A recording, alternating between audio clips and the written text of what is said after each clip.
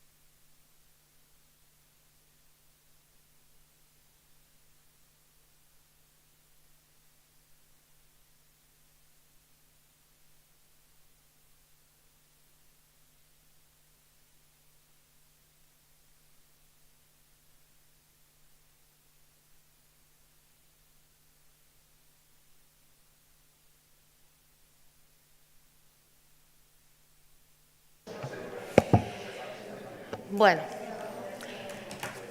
Arratsaldeon, buenas tardes. Vamos a empezar ya la conversación con Victoria Reyes García y anunciamos que la conversación con Victoria, con Vicky, es al mismo tiempo el cierre de la jornada de Anculegui y el acto inaugural de la conferencia de Antram, del Congreso de Antram, ¿vale?, de Antropología Ambiental. Entonces tenemos mucha suerte de tener aquí a Vicky. La voy a presentar aunque imagino que muchos de vosotros ya la conoceréis, pero bueno, os doy unos cuantos detalles. Vicky sacó su doctorado en la Universidad de Florida en el año 2001 y ahora mismo es catedrática de investigación de ICREA y tiene su sede, su base en el Instituto de Ciencia y Tecnología Ambientales, en el ICTA, de la Universidad Autónoma de Barcelona. Vicky tiene un montón de trabajo sobre sistemas de conocimiento indígena y local, en particular en relación al medio ambiente, y trabaja también sobre la relevancia de estos sistemas de conocimiento para comprender y manejar, aunque vamos a hablar luego de ese concepto también, las crisis climática y de medio ambiente. Dirige el laboratorio de análisis de la... madre mía, lo voy a decir en inglés, porque es que si no... Analysis of Social Ecological Systems in a Global World. Y además tiene un proyecto financiado por la Unión Europea, un ERC, sobre las percepciones de los impactos del cambio climático. Y es coautora del reporte global de la Plataforma Intergubernamental de Ciencia y Políticas sobre biodiversidad y servicios de los ecosistemas. Y también, hace no mucho, ha sido elegida miembro de la National Academy of Science de Estados Unidos. Bienvenida, Vicky, y muchísimas gracias por estar aquí. Voy a hablar también un poquillo de los intereses de investigación y vamos a entrar directamente a charlar de algunos de estos temas. Bueno, Victoria hace trabajo interdisciplinario sobre las relaciones entre la gente, la biota y los medios ambientes. Y desde esta perspectiva multidisciplinaria analiza datos empíricos para investigar cambios en las vidas rurales y en los ambientes locales, las respuestas sociales a los cambios en el medio ambiente, todo esto desde los puntos de vista tanto de la gente que vive en los pueblos, por ejemplo, en las naciones en vías de desarrollo, a las personas que hacen políticas en las naciones industrializadas.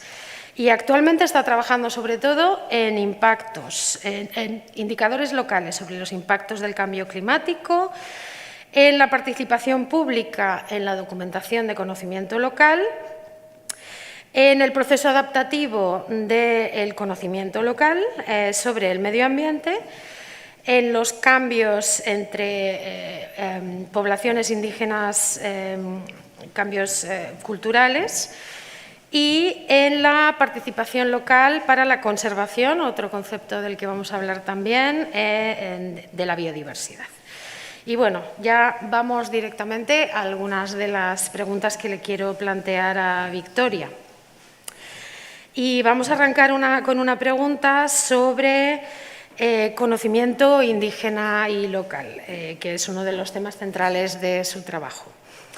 Entonces, yo le quiero preguntar que en todos esos proyectos de investigación, que son muchos que Victoria ha hecho a través de su trayectoria académica, le quiero preguntar qué tipos de conocimiento, prácticas y valores ha encontrado entre grupos indígenas y comunidades locales que hacen posible que estos protejan la biodiversidad en particular y el medio ambiente en general de formas más eficaces de las que parece que lo hacemos en las sociedades más industriales en Occidente. Y también le voy a pedir si nos puede dar algún ejemplito de esto para que comprendamos mejor. Victoria. Bueno, muchas gracias. Bueno, antes de empezar, ¿no? Pues gracias por la invitación y, bueno, porque a pesar de estar muchos años en España, yo creo que me relaciono menos con la antropología española que al tener un background de otros sitios. Entonces me hace mucha ilusión pues tener por fin estar en este foro.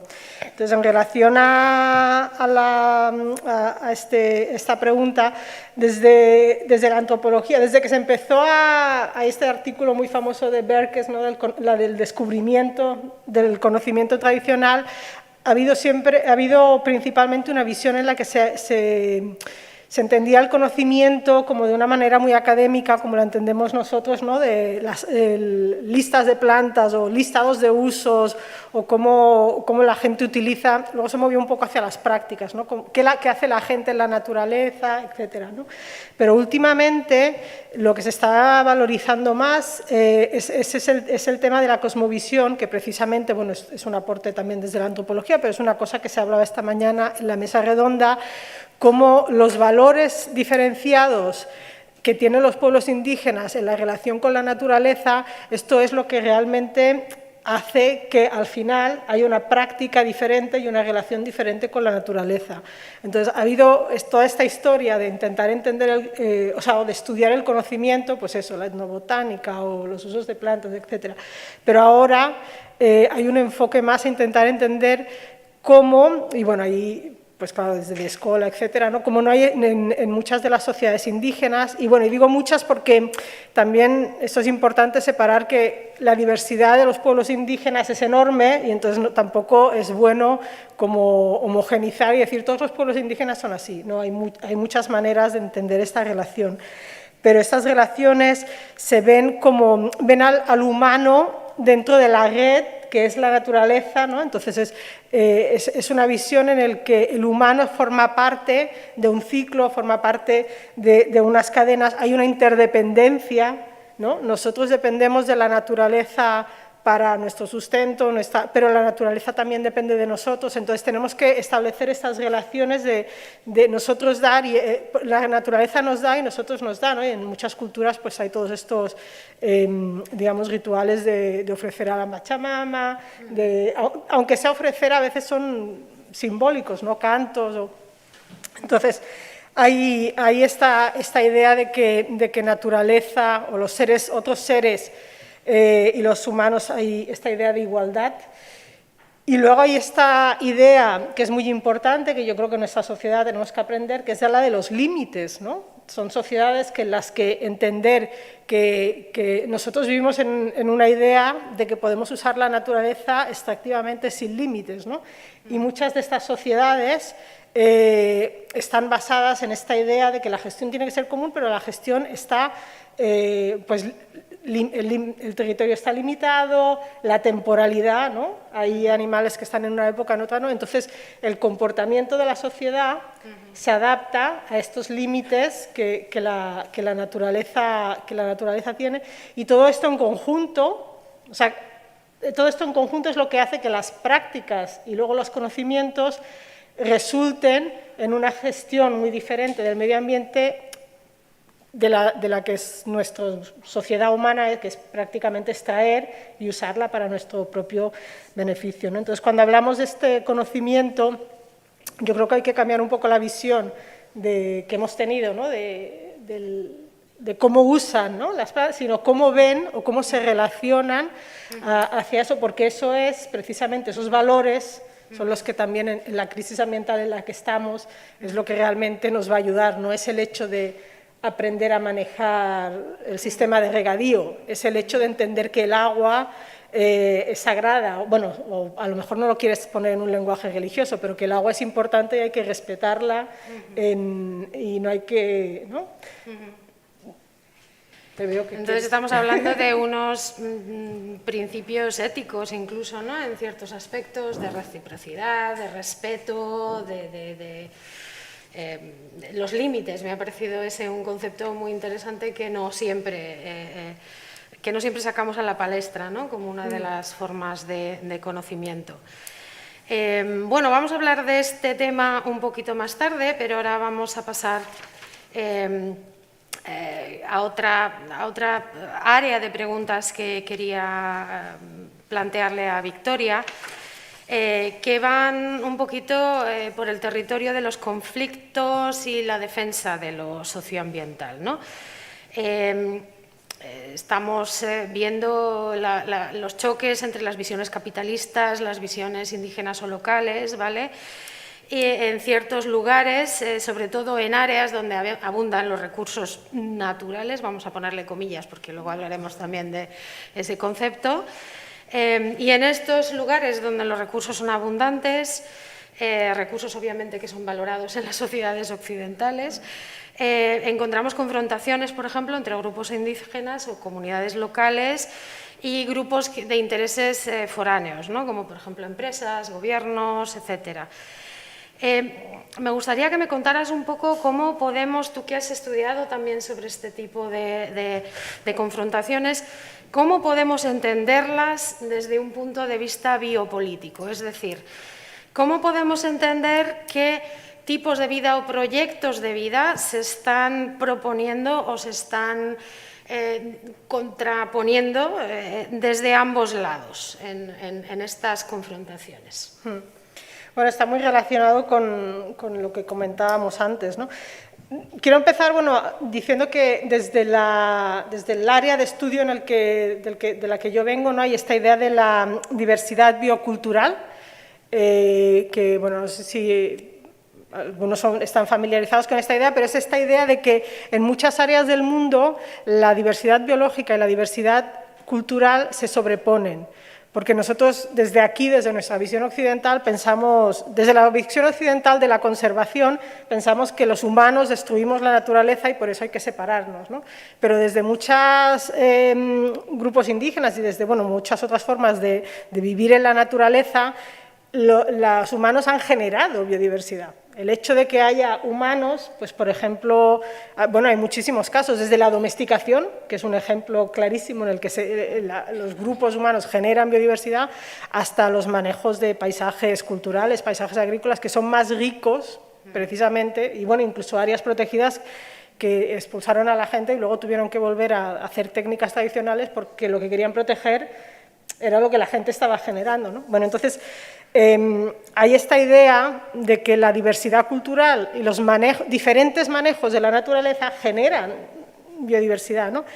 Y que esto está sobrepuesto y cuando uno mira a escala global, pues las zonas más ricas de biodiversidad son zonas también que son manejadas, a lo mejor no son propiedad, pero son manejadas, los grupos indígenas viven ahí. Y entonces, estas zonas, bueno, hay varias teorías de por qué hay esta sobreposición, ¿no? Aparte de que porque generan biodiversidad los grupos, pero son también zonas que han estado alejadas, en las que no ha habido, pues, extraer recursos de allí era difícil. Entonces, a medida que nuestro mundo se va haciendo pequeño, en el sentido de que necesitamos las fronteras de la extracción, ¿no? Necesitamos el petróleo que antes no era rentable sacar, pues ahora es rentable porque el precio del petróleo ha subido, los minerales, o zonas que antes no era rentable hacer agricultura industrial, ahora sí que lo es porque ¿no? Por la presión de la extracción. Entonces, claro, ahí hay una confrontación, porque ¿qué zonas son esas? Pues son esas zonas donde precisamente están los grupos indígenas, ¿no? Entonces, ahí hay el hecho de que a medida que el sistema capitalista se expande y necesita nuevos territorios, ¿dónde son esos territorios? ¿Dónde están esos recursos? Pues en las zonas que ha manejado la gente. Y en los últimos años ha habido pues, un auge enorme de estos conflictos socioambientales. Hemos hecho un estudio ahora recientemente con casos que, no sé si conocéis, el EG Atlas, que es un atlas de conflictos ambientales que está basado en la Universidad Autónoma de Barcelona, lo lleva el grupo de Joan Martínez Alier de Economía Ecológica, pero hemos hecho un análisis de los conflictos ambientales que se han reportado ahí, cuántos son con grupos indígenas y cuántos son con otras poblaciones, rurales también, pero no indígenas. Y hay desproporcionalmente, los grupos indígenas están en esos conflictos y desproporcionalmente son grupos indígenas muy vulnerables. Entonces hay como un ataque hacia esos grupos y son precisamente pues, empresas... Creo que las primeras era petróleo, luego minería, luego la agricultura industrial, ¿no? Entonces, ahí hay esas dos formas de vida, de ver el mundo, ¿no? De la extracción, necesitamos recursos para mantener el sistema que tenemos aquí, y la visión indígena de decir, bueno, esto es nuestra forma de vida, estas son nuestras tierras, y lo interesante ahí es que en muchos de estos casos, en los países en los que se dan estos conflictos, se representan estas luchas como están en contra del desarrollo. No quieren que haya la carretera porque son, bueno, no sé qué palabras utilizan, pero digamos, en vez de haber una narrativa, y esto creo que es importante que entre todos lleguemos a cambiar esta narrativa de estos son los verdaderos defensores de la biodiversidad que nos queda, porque están defendiendo, ¿no? Están oponiéndose a que se extraiga el petróleo, están exponiéndose a que se haga la carretera, ¿no? pero el discurso que hay es, están en contra del desarrollo. Entonces hay esas dos como grandes visiones que generan estos conflictos, ¿no? Sí, esta narrativa de la modernidad contra la tradición entendida como eso, como retraso, no tradición en un sentido de la palabra, ocurre en muchos ámbitos. En el trabajo que yo he hecho sobre biotecnologías agrícolas en México, por ejemplo, era exactamente la misma confrontación entre el discurso de modernidad, en el que además no solamente estaban invertidas las empresas, sino los gobiernos que se benefician también de ese tipo de cosas. Y una de las cosas que más me gustaba también era que los campesinos presentaban su parte de la narración, su parte de la narrativa, no como una tradición, no como tradición que mira hacia atrás, sino como una tradición de futuro que hay que llevar hacia adelante, ¿no? Y era un discurso bastante interesante, ¿no? El que proponían como contraparte. Sí, bueno, como que parte del conflicto viene porque como que la visión indígena está atrapada entre la visión de que si tú tocas la naturaleza te la vas a cargar, la visión conservacionista y la versión extractivista. Y entonces, claro, la propuesta, digamos, la cosmovisión o las formas de vida, los manejos de muchos de los grupos indígenas es, se puede usar la naturaleza, vivimos con la naturaleza, es parte de lo que somos, estamos interdependientes, interrelacionados. ni vamos a hacer un parque y no vivir nunca ahí, ni vamos a acabar con el último árbol, ¿no? Entonces el conflicto también viene, porque hay muchos de los conflictos son por temas de conservación también. Entonces, claro, el conflicto viene por esta visión tan radicalmente diferente de cómo nosotros nos integramos dentro de nosotros como especie humana, ¿no? Cómo nos tenemos que relacionar con las otras especies. A ver, ¿dónde ando?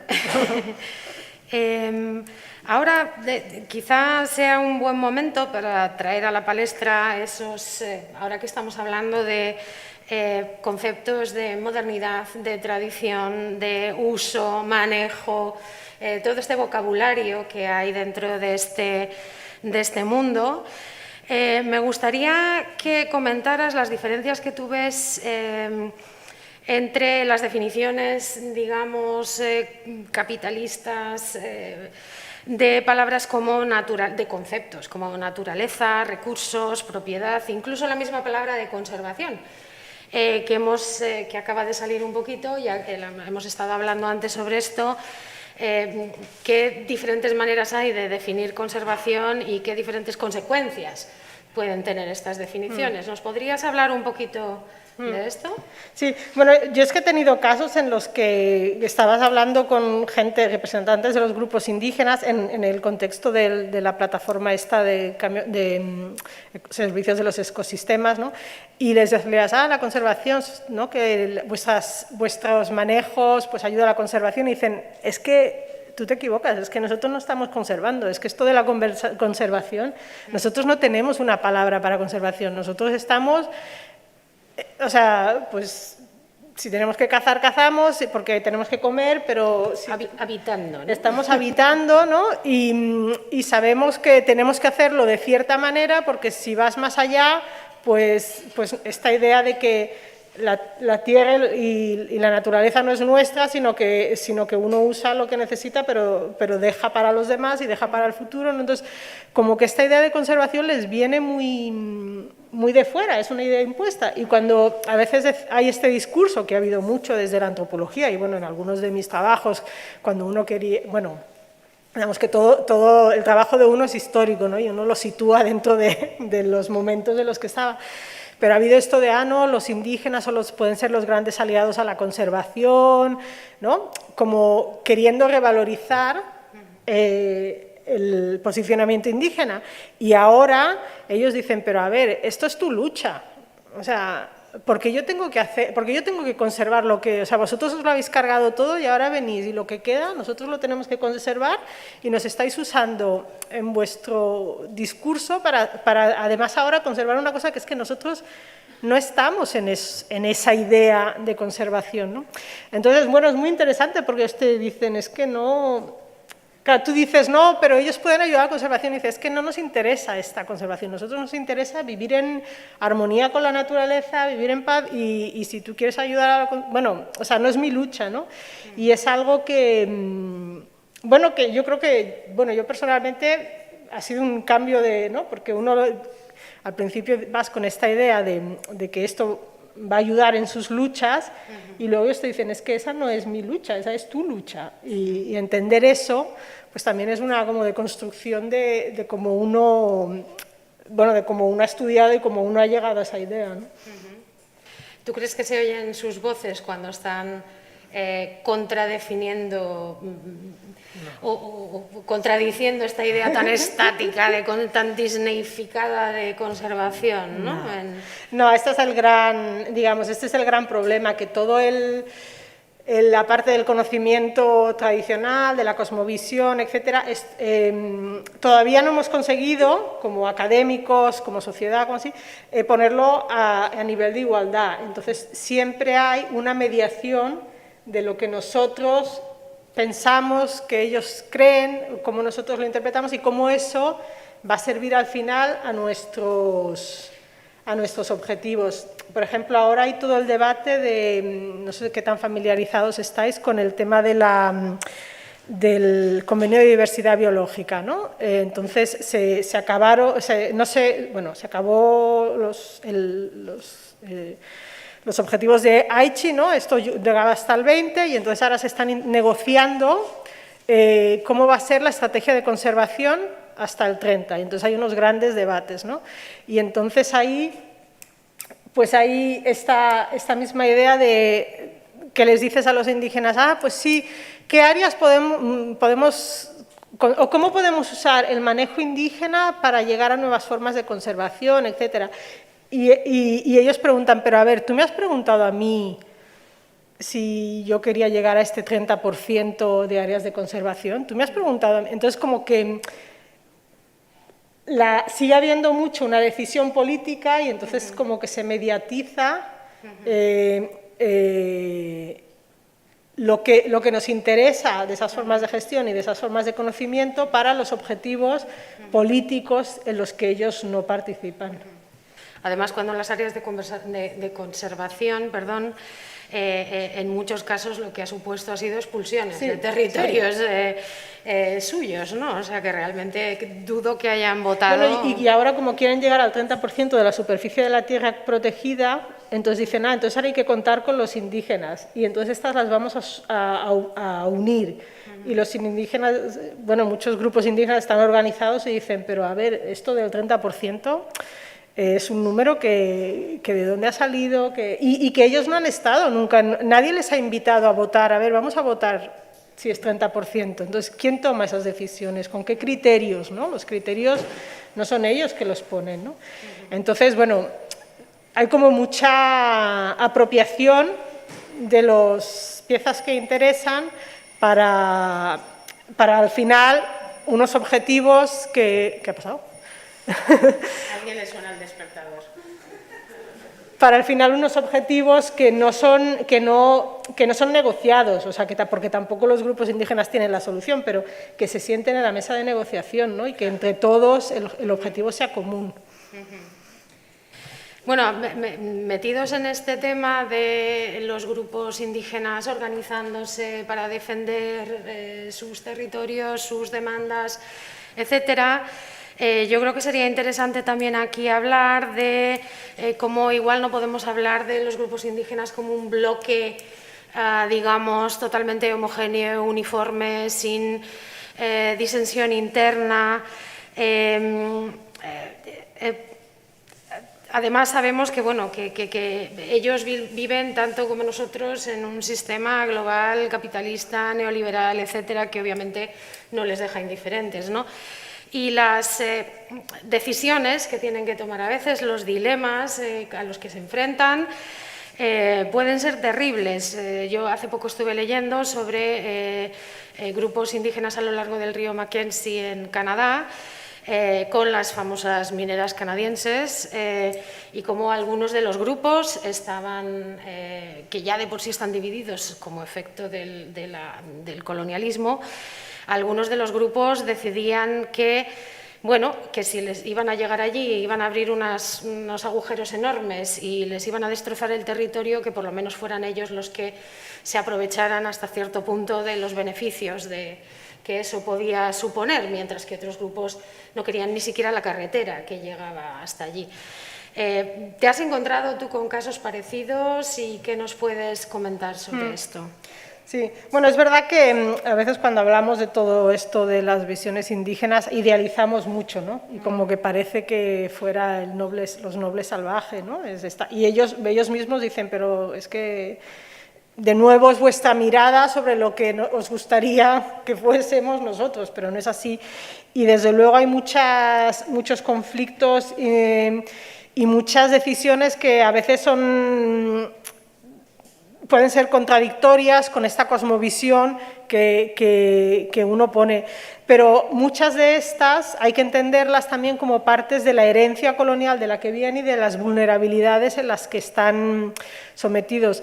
Tengo una estudiante ahora en Senegal que está estudiando, no es un caso de conflictos, pero es un caso de cómo estas contradicciones, ¿no? Ella está estudiando las semillas que utilizan y cómo son resistentes a la sequía ¿no? Las semillas que son resistentes a la sequía y cómo eso puede ser una adaptación al cambio climático que va a sufrir en esa zona.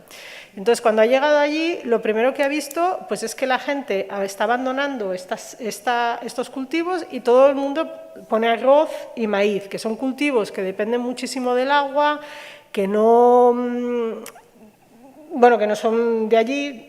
Y entonces, claro, todo su discurso es cómo ha habido una presión desde fuera que les ha impuesto, ¿no? Porque te dan semillas gratuitas, te dan no sé qué tal.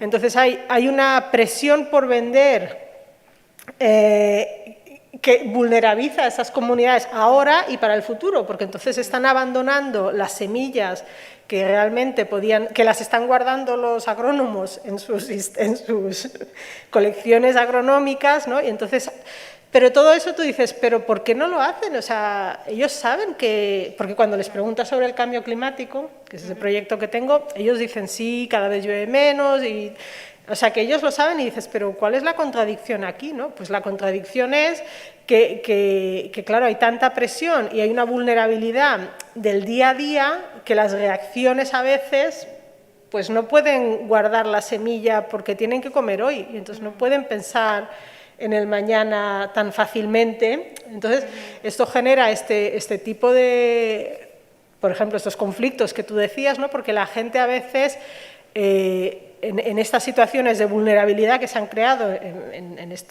frente al sistema capitalista y los cambios que les hemos impuesto, pues tienen que actuar en consecuencia con el día a día.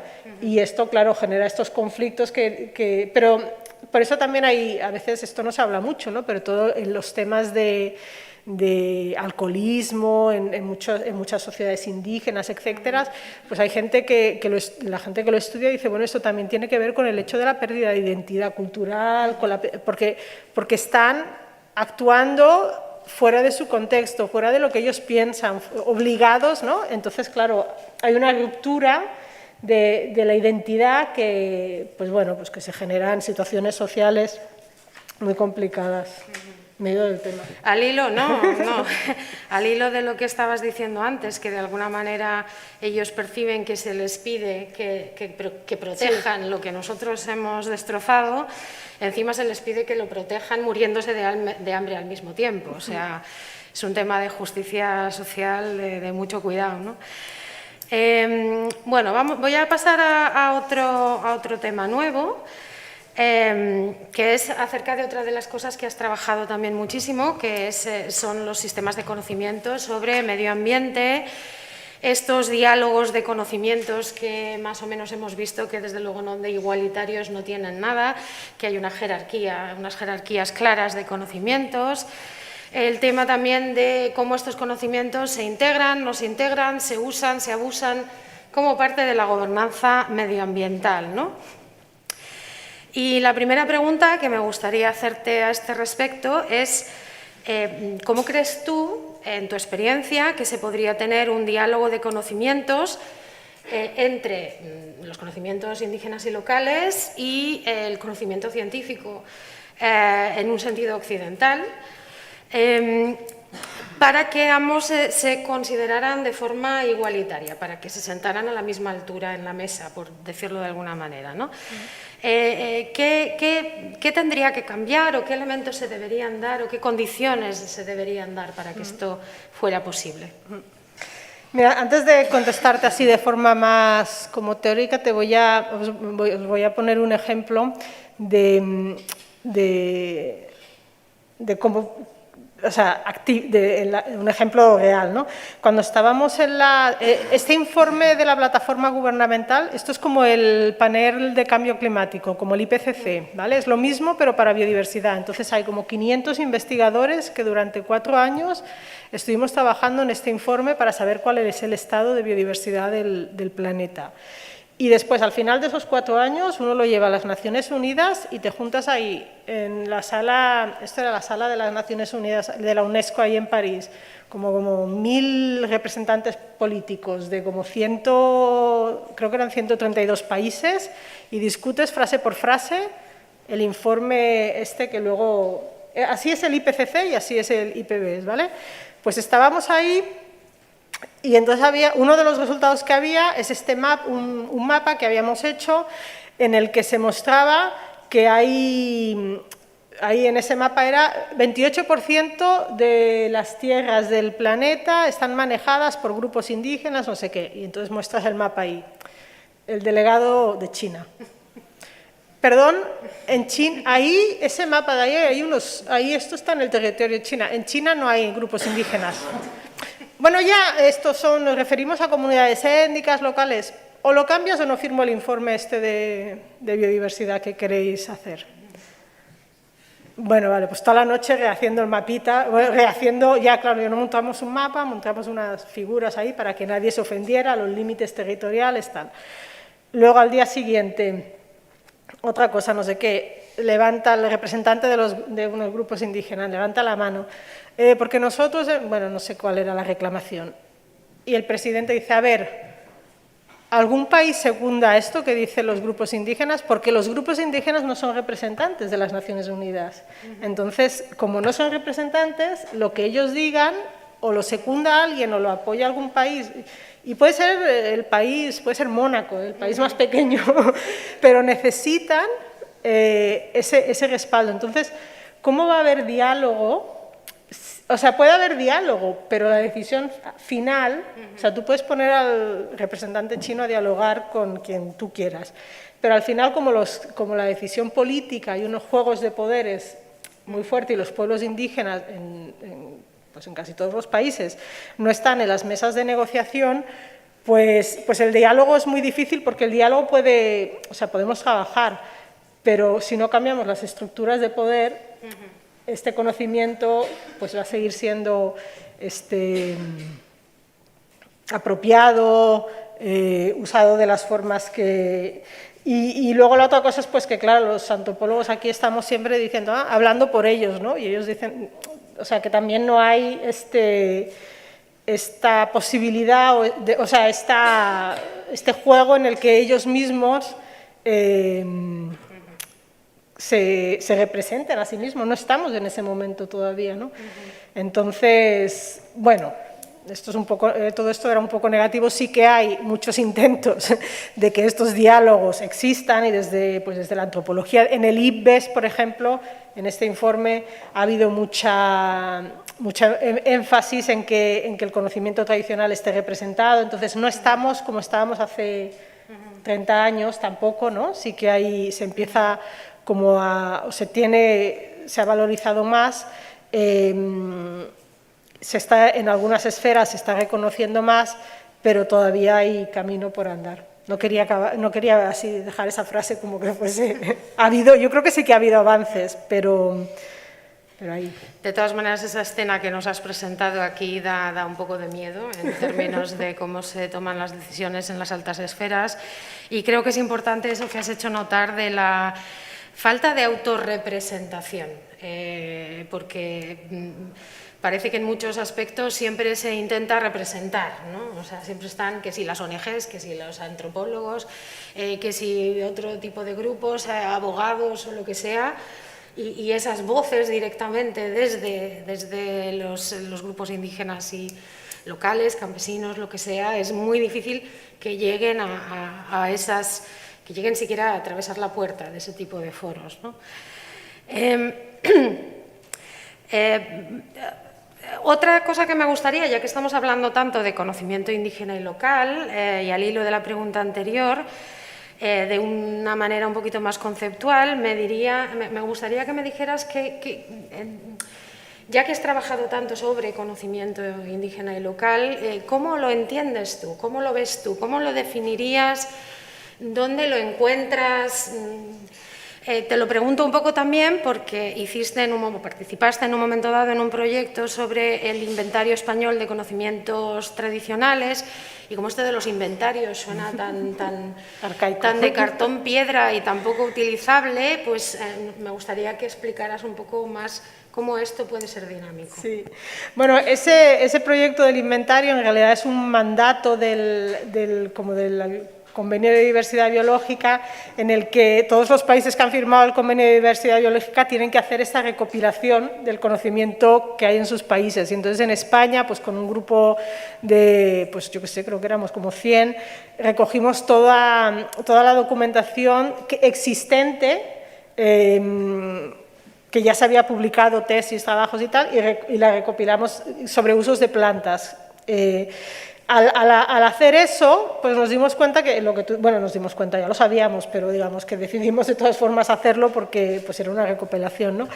Pero una de las cosas que era muy latente es esto que tú dices, que era algo muy estático. Y entonces a partir de ahí hicimos un proyecto que quería ser más interactivo, que se llama Conecte, que es como una Wikipedia en el que la idea era que la gente puede entrar los usos de las plantas, sus fotos, ¿no?, para seguir documentando ese conocimiento, ¿no? Y entonces había algunas partes de dinamización en las que contactamos con, pues, por ejemplo, con la red de semillas, ¿no? Y ellos podían poner allí también la información que les conveniese. También lo usaron, por ejemplo, pues como herramienta en contra de iniciativas que quieren patentar algunas de las variedades locales, ¿no? Porque si tú puedes demostrar que esto es conocimiento público, entonces las empresas tienen, ¿no?, las compañías que quieren hacer una patente o una denominación de origen o algún tipo de propiedad,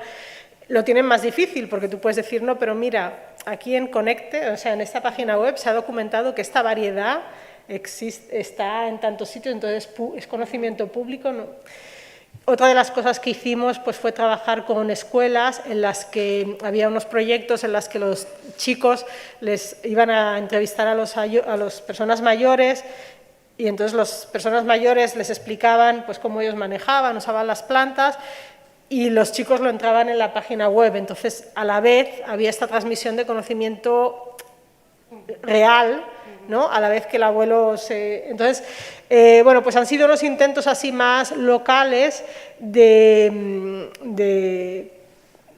con la idea de que el conocimiento se puede... O sea, si tú quieres mantener ese conocimiento, lo tienes que transmitir en vivo y lo tienes que revitalizar, ¿no?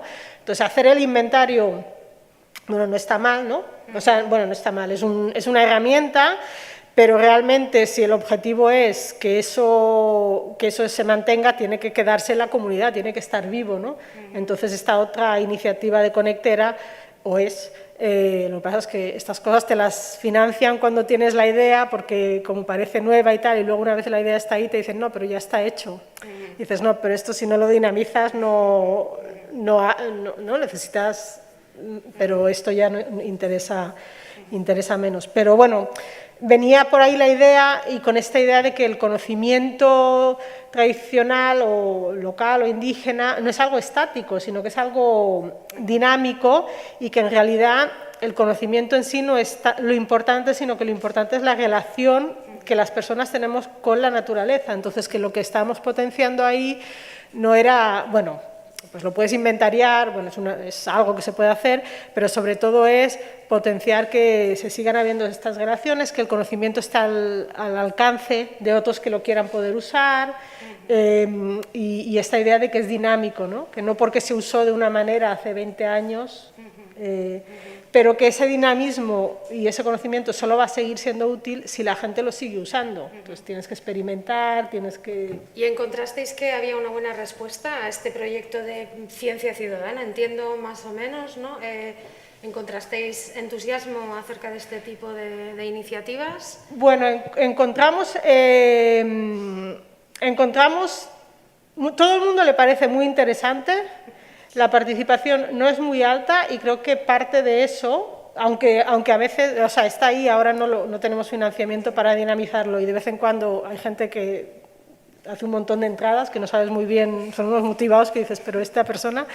Y encontramos que son proyectos que requieren mucha dinamización, ¿no?, de llevarlo a que la gente lo entienda, y tiene que ser muy dinámico también, o sea, que tienes que adaptar la página web porque los ganaderos no lo quieren así y las apicultoras no sé qué, ¿no? Entonces, como que hay... la gente no se va a entusiasmar a no ser que tú crees o que motives este entusiasmo. Pero donde lo llegamos a dinamizar, la acogida fue interesante. Y con respecto a Espera, perdona, una cosa importante ahí es que como hay brecha digital, estos proyectos con los grupos indígenas nos pasa lo mismo, ¿no? Que tú intentas como usar herramientas digitales para dinamizar algunas de estas cosas, pero las personas que tienen el conocimiento en España no usan teléfono móvil. O bueno, a lo mejor lo usan, pero no van para llamar a su hijo con el número que tienen ya.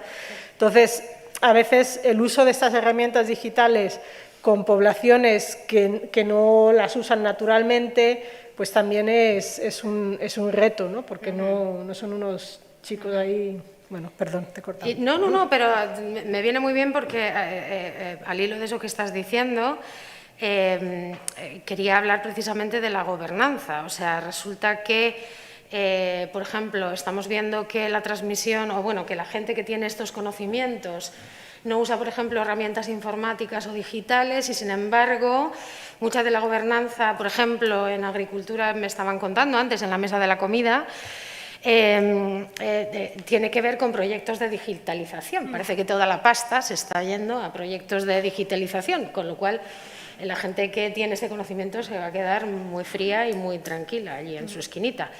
Entonces, ¿cómo ves tú la relación de la gobernanza con los conocimientos, digamos, indígenas o locales o tradicionales? ¿Está aprendiendo la gobernanza? ¿Sabe cómo incorporarlos? ¿Van cada uno por su lado? ¿Habría alguna ventaja en que se abriera un diálogo entre estas dos cosas? Sí, bueno, esto que estabas diciendo ahora, el otro día mi compañero es agrónomo y me decía, mira Vicky, dice, hay un proyecto aquí ahora en Senegal, Smart Agriculture, y digo, ¿pero y qué quieren? Dice, quieren darle información del tiempo meteorológica a los campesinos. Digo, pero ¿y los campesinos han pedido? Dice, no, pero han pensado que sería buena idea. Digo, 60 millones, digo, 60 millones. O sea, 60 millones en un proyecto que yo decía, pero lo ha pedido y dice, pues no, nadie sabe si lo... Bueno, en fin, que a veces las decisiones... Como si los campesinos senegaleses no hubieran sabido nunca acerca del tiempo en el uso de estos apps. Pero sí, ya un poco más centrado en lo que estabas diciendo, sí que hay en algunos países, incluyendo en España se está también moviendo ahora esto, sí que ha habido algunos cambios legislativos interesantes en los últimos, pues no sé, 10 años que van por un reconocimiento más de algunas formas que reflejan la cosmovisión indígena o las cosmovisiones de diferentes formas de relacionarse con la naturaleza, ¿no? Y me estoy refiriendo aquí, pues por ejemplo, en Bolivia y en Ecuador, el reconocimiento de la Pachamama, de la Madre Tierra, como un ente legal, ¿no? En Nueva Zelanda también hay un río, ¿no? que se han vuelto como... Y aquí quieren hacer el Mar Menor, ¿no? Hay unas cartas, o sea, unas peticiones para que... Entonces, esta idea de que las montañas, de que los ríos, de que pueden ser entes legales y que tú puedes como denunciar, igual que si alguien te pega, ¿no? Si alguien te maltrata, pues tú si maltratas al río es algo denunciable, ¿no? Y también ha habido pues varios... juicios que han ganado grupos indígenas cuando han denunciado a compañías petroleras, por ejemplo, aquí esto ya es como personas, pero denuncian por haber contaminado el agua que ellos van a beber. Y entonces, por ejemplo, ahora hay juicios que se han ganado, el juicio de la Texaco, así muy importantes, en los que los grupos indígenas van a tener que ser indemnizados por estas compañías por el daño ambiental que han hecho. Entonces, bueno, no es que la gobernanza se haya vuelto completamente ambiental, pero sí hay algunos elementos interesantes que, bueno, que dan un poco de esperanza de que otras cosmovisiones, ¿no? Que no es solo la propiedad privada, defender la propiedad, las leyes están para defender la propiedad privada de las personas, sino que también se pueden introducir otros elementos en esta legislación que es la que tenemos.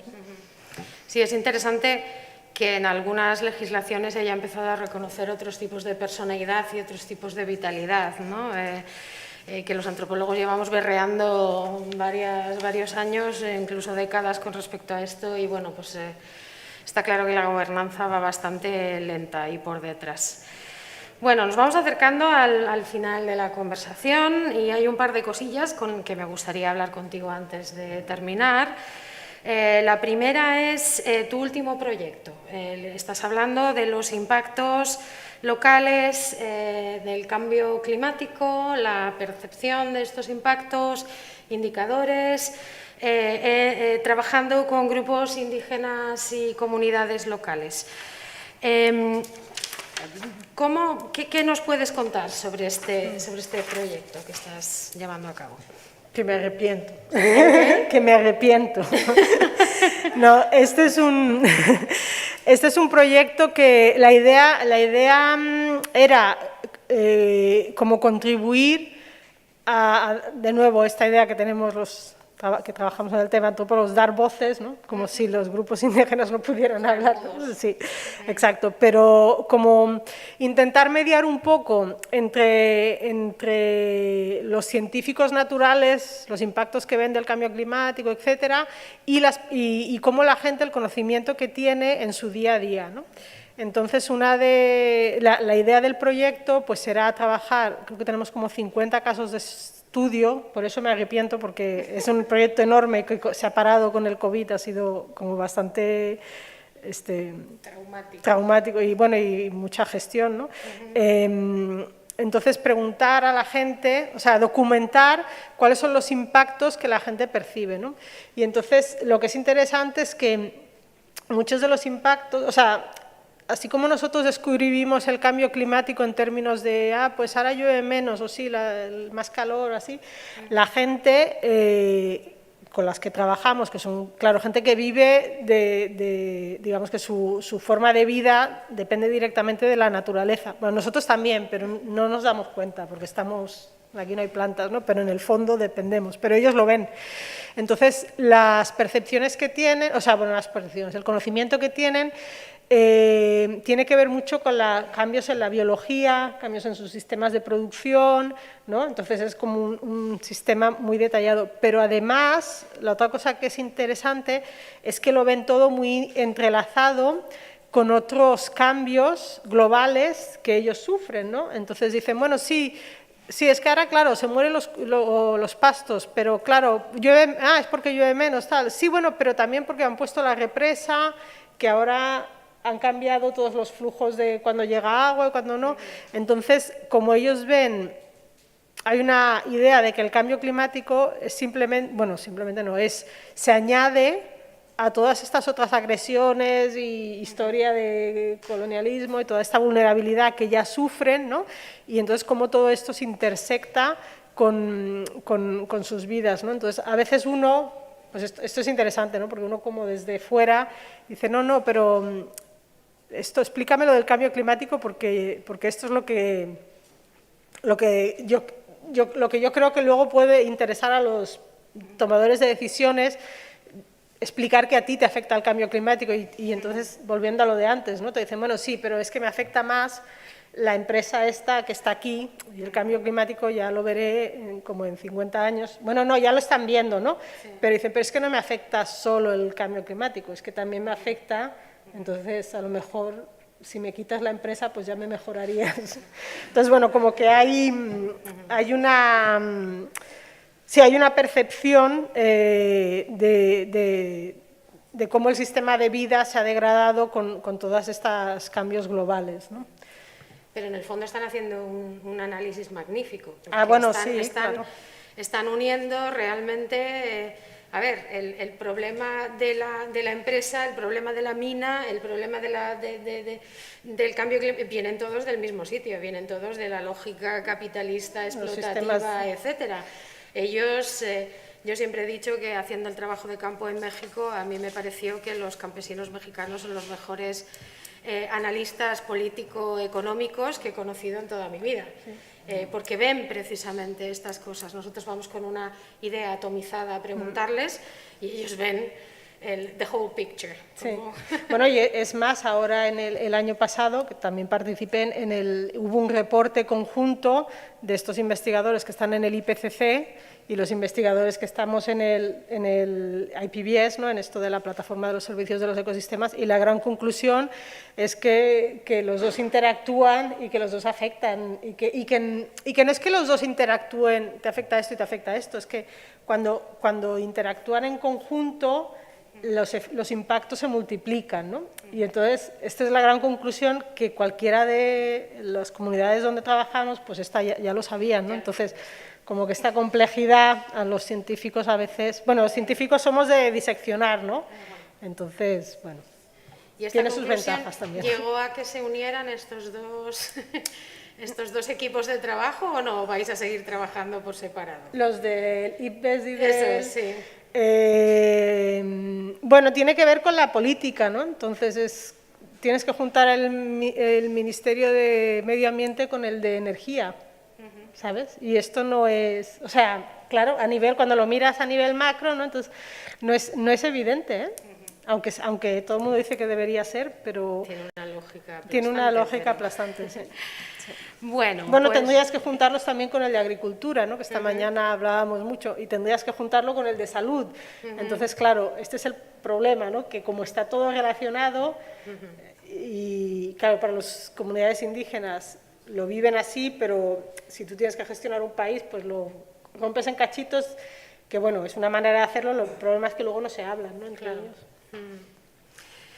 Bueno, y la última pregunta que me gustaría plantearte tiene mucho que ver con el tema de esta jornada, con los temas que sospecho también van a salir en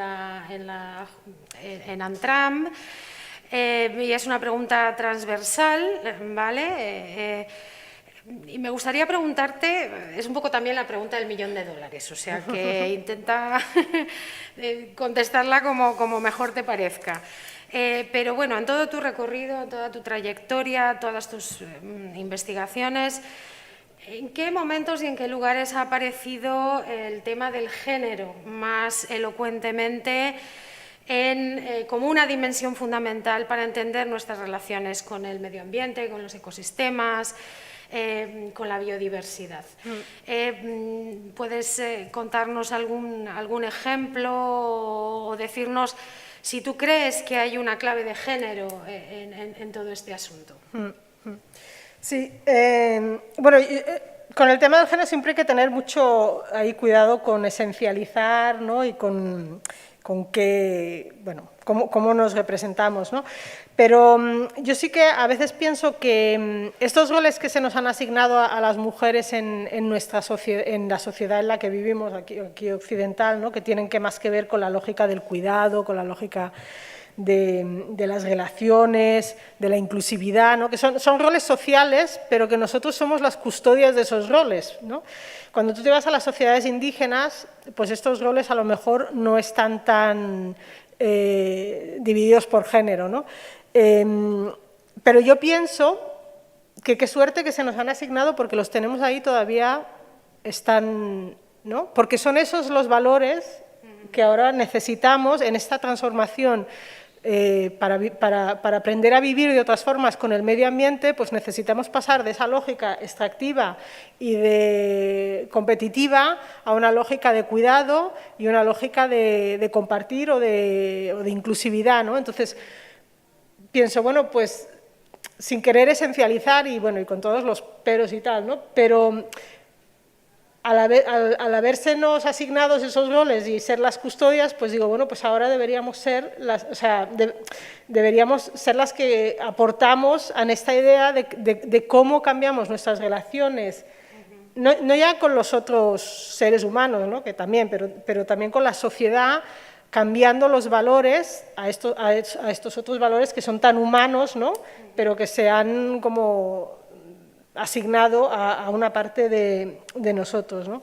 Entonces, bueno, no es una cosa solo de género de las mujeres. Yo creo que hay esto en las sociedades indígenas, el valor del cuidar la naturaleza también está, ¿no?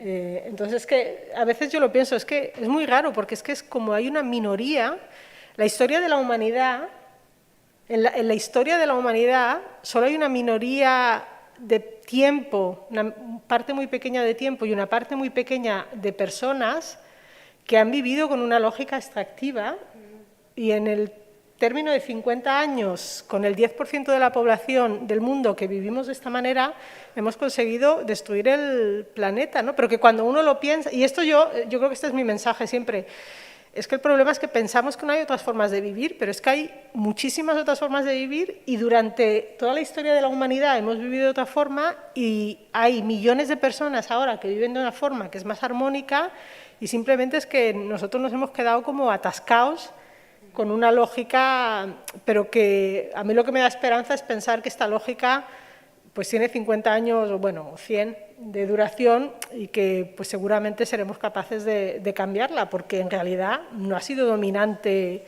nunca, ¿no? Bueno, a lo mejor hay un historiador de la ciencia que me puede precisar, no sé si estoy generalizando mucho, pero sí pienso que la lógica en la que vivimos en la relación con la naturaleza y en la relación con las personas es una lógica que no ha dominado ni la historia de la humanidad, ni domina la mayoría de las sociedades que no son la capitalista, bueno, que claro, se ha extendido, ¿no? Pero entonces, yo creo que es un mensaje de esperanza, ¿eh? Hay otras maneras de vivir, tenemos que ir fuera ahí y buscarlas, porque la que hemos escogido no nos lleva por buen camino. Bueno, pues en esta nota un poco Esperanza, positiva sí. y esperanzadora podemos acabar con la conversación y hasta donde tengo entendido tenemos una rondilla de preguntas, ¿verdad? Agradecerte esto, pero bueno, vas a tener que seguir contestando cosas, o sea que abro la ronda de preguntas.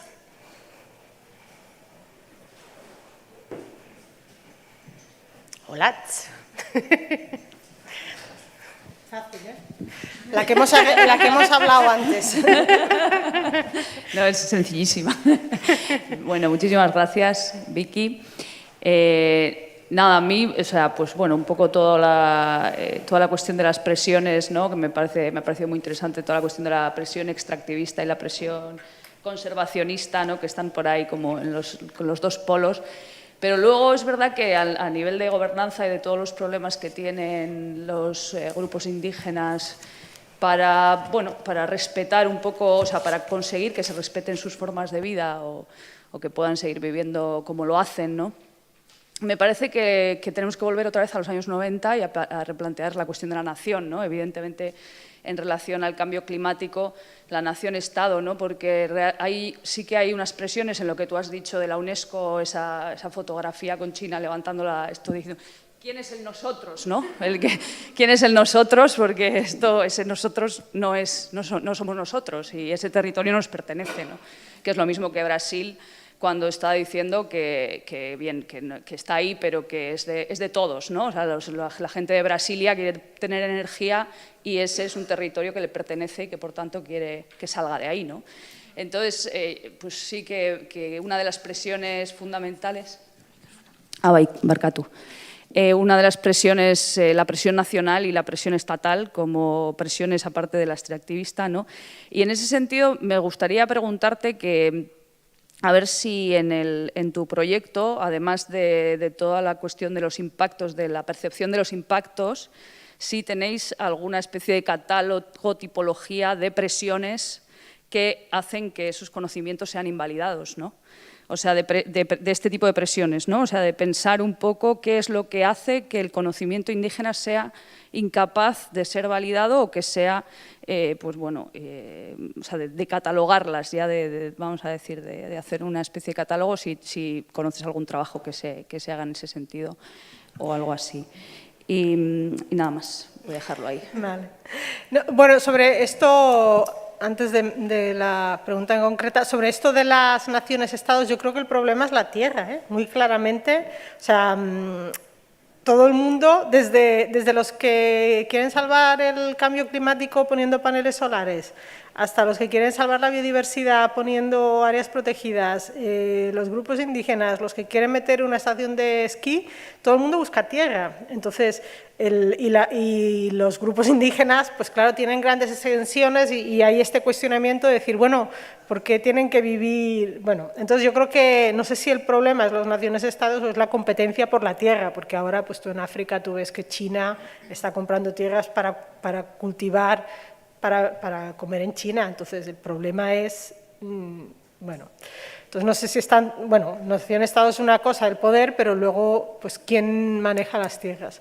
Y sobre las diferentes presiones sobre el conocimiento tradicional, hace 3 o 4, bueno, no sé, 6 meses, publicamos, no sé si habéis visto estos artículos que se llaman Scientist Warning, ¿no? Los alarmas de los científicos por el cambio climático. Entonces, hemos publicado uno con bastantes grupos, investigadores indígenas también, es un grupo muy grande, porque la idea de estos no es como un manifiesto, que se llama Scientist Warning for the Loss of Indigenous Knowledge, está en el Journal of Ethnobiology, y entonces ahí sí que tenemos una catalogización de los diferentes como elementos o factores que impactan en la pérdida del conocimiento, o sea, en el hecho de que no se mantengan, y van pues desde la pérdida del lenguaje y la falta de representación hasta la colonización. Bueno, ahí hay como toda una buena lista de eso. Creo que por allí hay una pregunta también.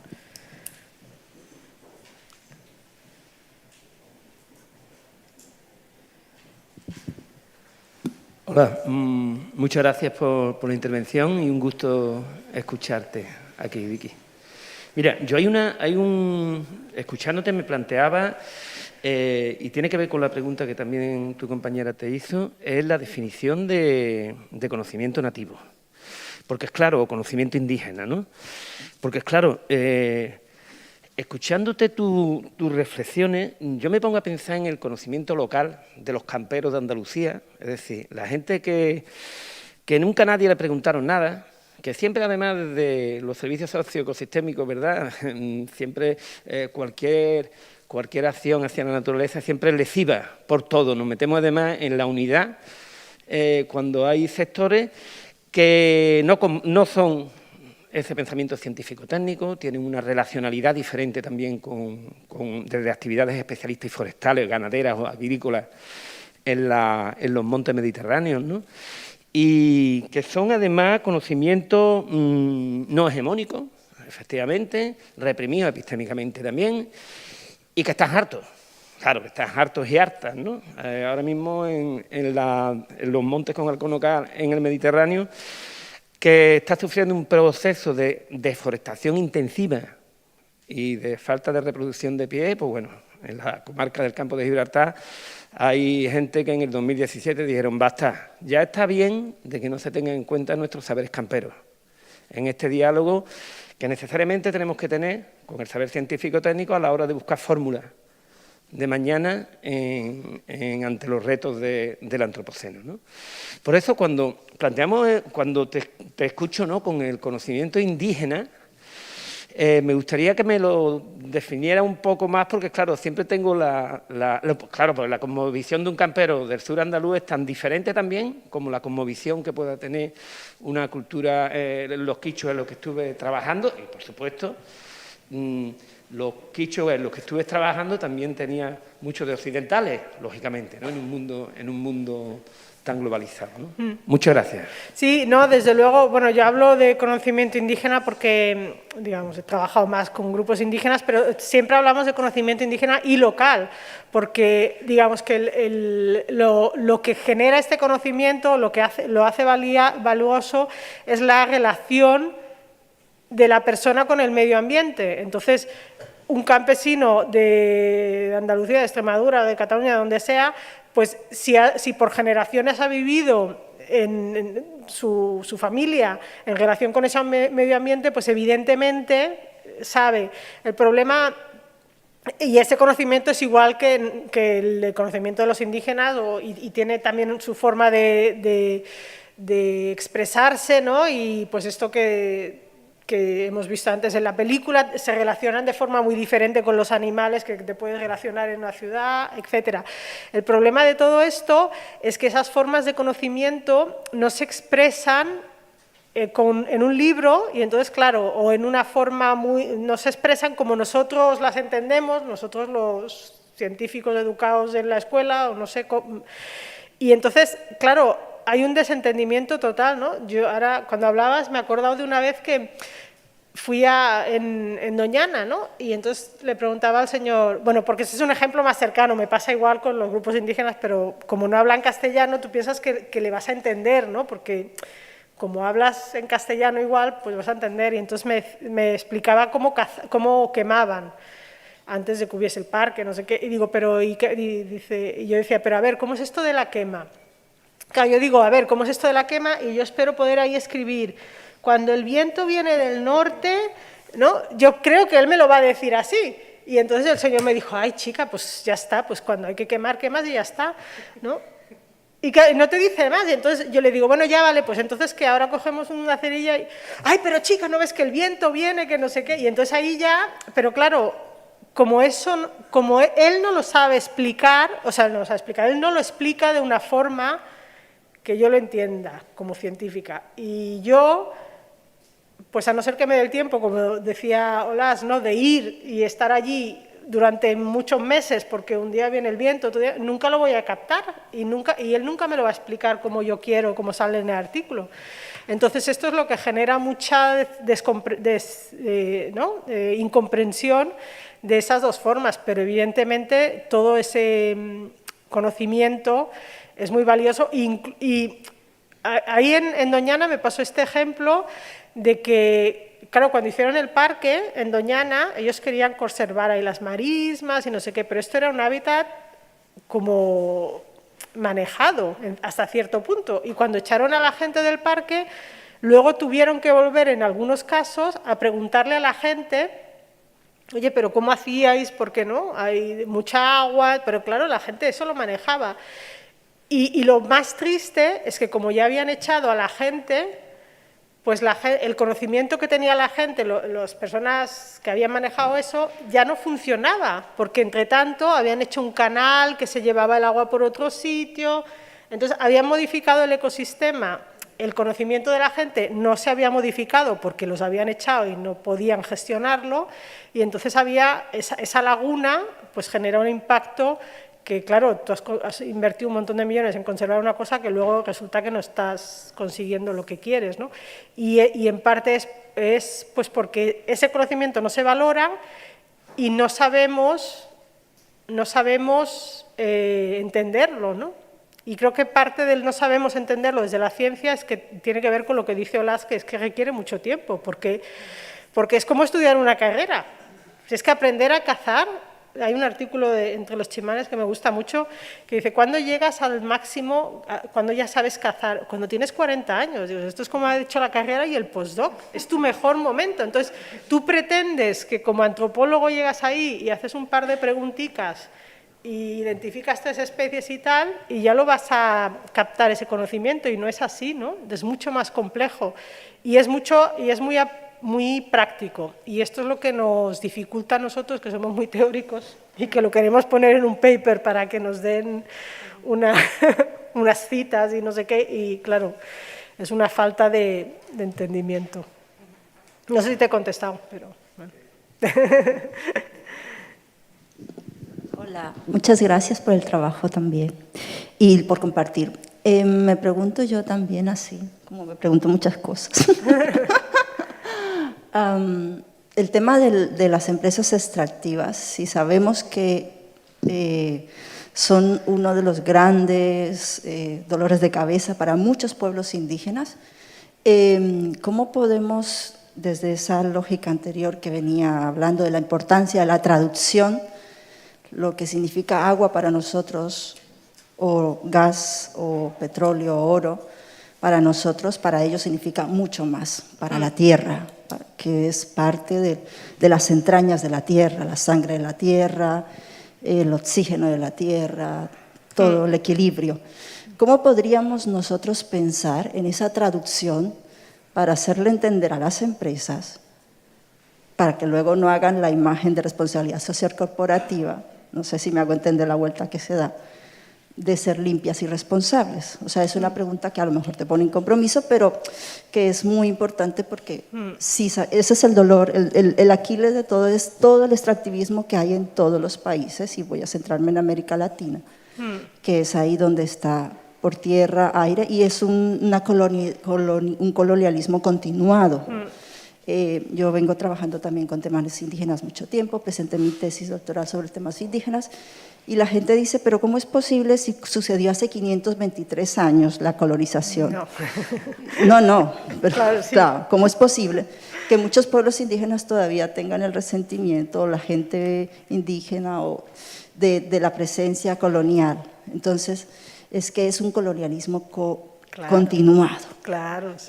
Entonces, durante ese tiempo, los ancestros, los abuelos, no han tenido un tiempo de paz para disfrutar el territorio. Sí. Por ahí voy. Sí. Gracias. Sí, bueno, es que yo creo que es que el problema es que, claro, aquí yo he estado dando una visión,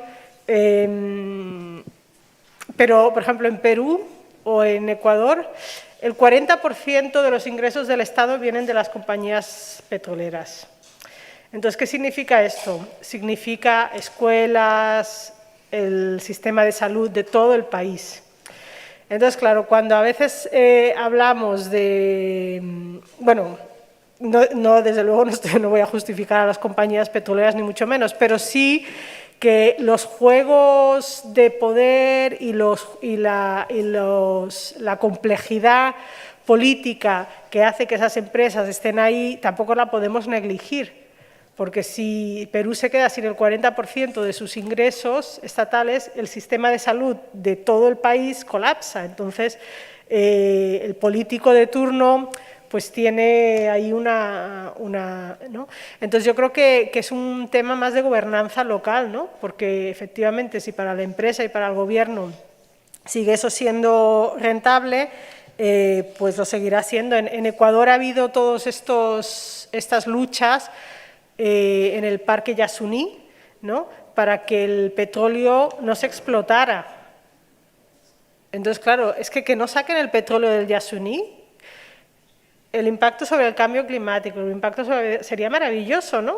Pero claro, la presión que hay, porque todos queremos ir en coche y todos queremos volar y todos queremos… Entonces, bueno, que no quiero justificar a las empresas, pero sí quiero poner en la mesa pues que hay un tema de la gobernanza global que es muy complejo y que, bueno, evidentemente pues no se va a resolver solo con decir porque entonces cuando dices eso hay que reservar el Yasuní, se vuelve en el otro, ¿no? Hay que conservarlo y no tocarlo, ¿no?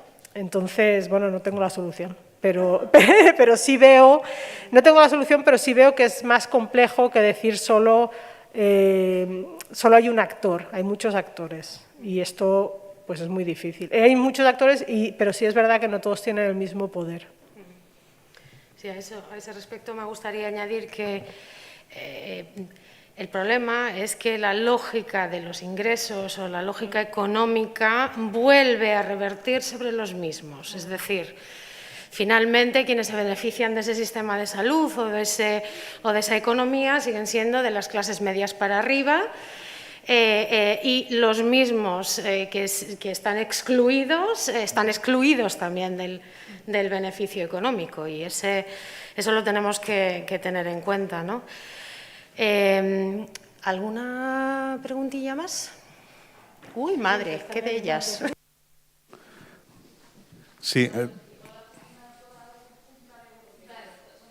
Sí, ¿por qué no recogemos esas tres preguntas de una vez, que él tome nota y las intente contestar porque nos estamos quedando sin tiempo, ¿vale? Sí, bien, traslado una pregunta que formula Mireia Campanera, una compañera que no puede estar presente y me pide que te formule.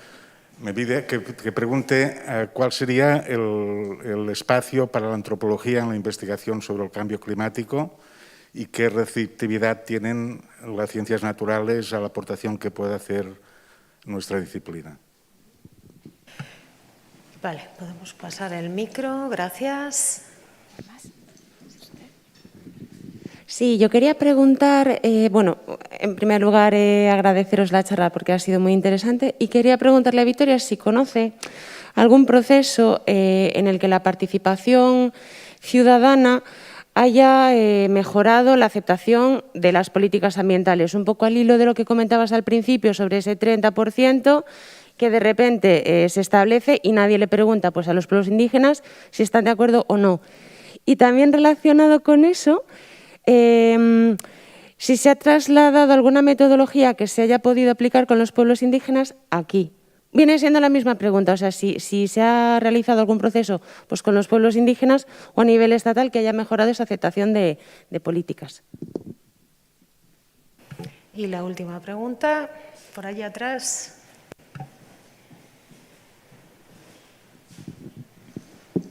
Nada, yo, me ha parecido muy interesante lo que has comentado sobre los juicios ambientales y se me ocurría la pregunta de en qué términos hablan, ¿no? O sea, cómo empiezan a chocar el conocimiento indígena, que habéis hablado sobre ello, con el conocimiento técnico y en un, diríamos, lenguaje jurídico, ¿no? Bueno, un poco con eso.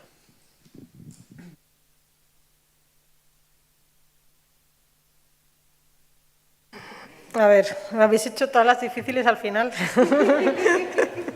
Por suerte, ahí cuando dé el tiempo me las... ¿Cuál es el espacio de la antropología en el cambio climático y si hay receptividad entre las ciencias naturales? Este proyecto que estábamos comentando al final, en el que estoy metida ahora, del cambio climático, recoge o intenta llenar un poco ese espacio, ¿no?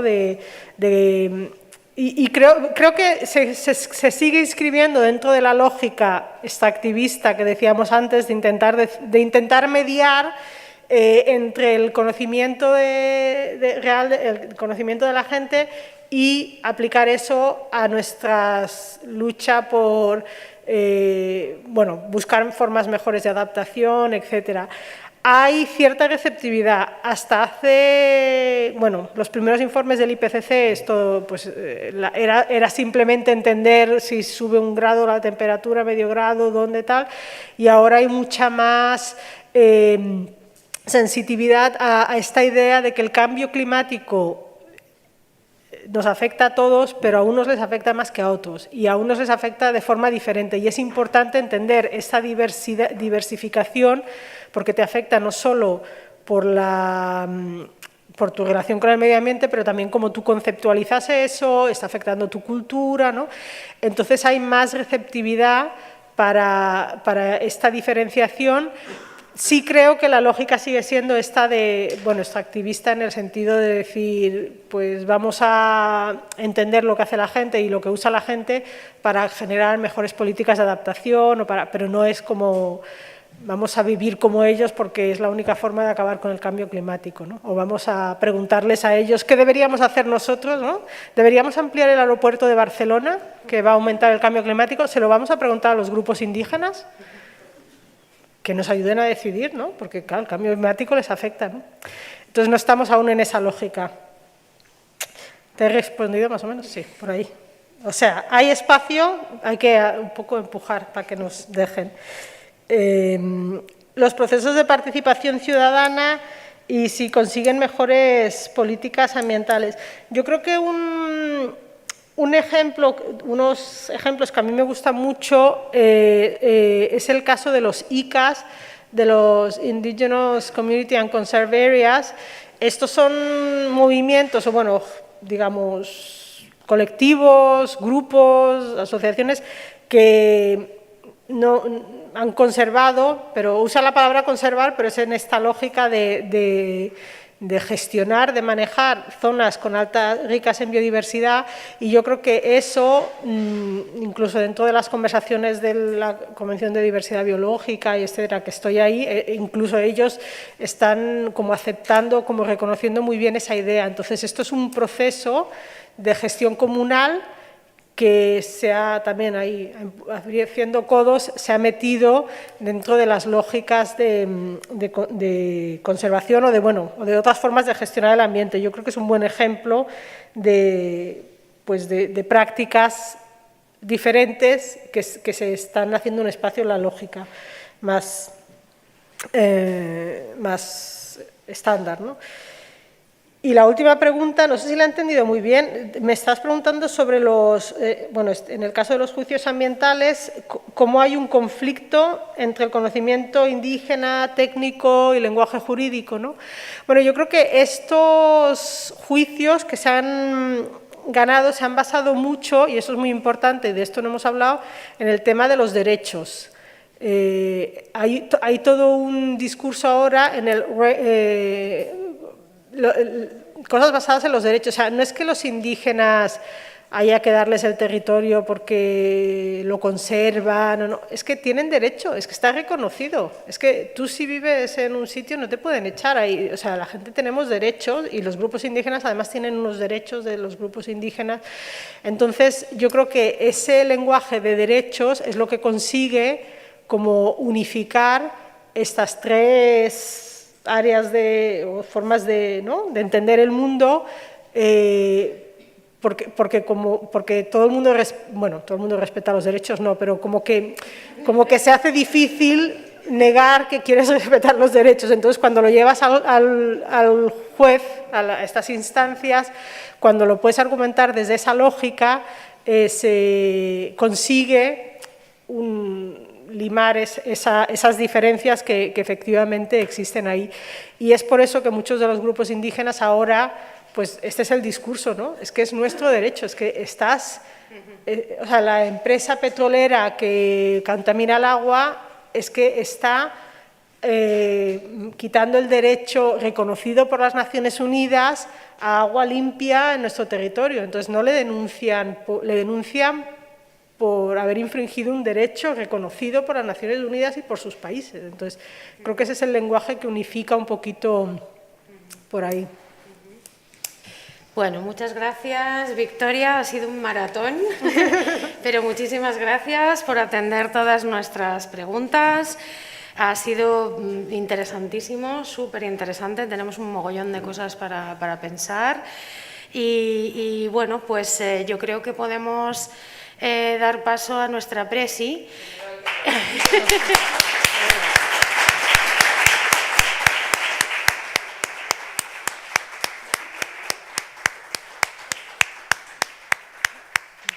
Bueno, y gracias por la oportunidad de compartir, que me ha gustado mucho.